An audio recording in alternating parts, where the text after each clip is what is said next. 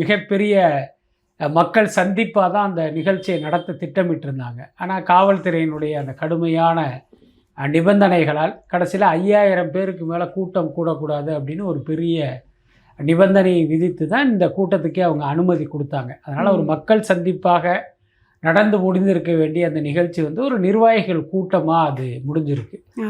நீங்கள் அந்த காட்சிகளை எல்லாம் பார்த்தாலே தெரியும். கிட்டத்தட்ட ஒரு 1,00,000 பேருக்கு மேலே கூடுகிற ஒரு பெரிய விசாலமான இடம்தான் அது. ஆனால் அந்த 5000 பேருக்கு மேலே வரக்கூடாதுங்கிறதுனால கூட்டமே ரொம்ப குறைவாக இருந்தது. ஆனால் மக்கள் இதை தொலைக்காட்சியில் பார்க்கும்போது என்ன நினைப்பாங்க அப்படின்னா, விஜய்க்கு வந்து இவ்வளவுதான் கூட்டம் குறைஞ்சிருச்சு அப்படின்லாம் நினைப்பாங்க. இங்கே என்ன மாதிரி அழுத்தம், நெருக்கடி, நிபந்தனைகள்லாம் கொடுக்கப்பட்டது அப்படிங்கிறது மக்களுக்கு தெரியாது. இன்னொரு பக்கம் திமுகவுடைய சார்பு ஊடகங்கள்லாம் விஜய்க்கு வந்து கூட்டமே இல்லை, இங்கே பார்த்தீங்களா அங்கங்கே இடம் காலியாக இருக்குன்னு ஒரு ட்ரோன் ஷாட்டை போட்டு ஒரு பிரச்சாரம் பண்ணுறாங்க. பட் என்ன தான் மக்களுக்கு தெரியும்ல, ஏன்னா விஜய் வந்து மக்கள் செல்வாக்கு பெற்ற ஒரு நடிகர், இன்றைக்கி அரசியல் கட்சி தலைவராகவும் அவருக்கு ஒரு பெரிய செல்வாக்கு இருக்குது. அதனால் இந்த பிரச்சாரங்கள் எல்லாமே விஜயினுடைய செல்வாக்கை வந்து பதம் பார்க்க முடியாது.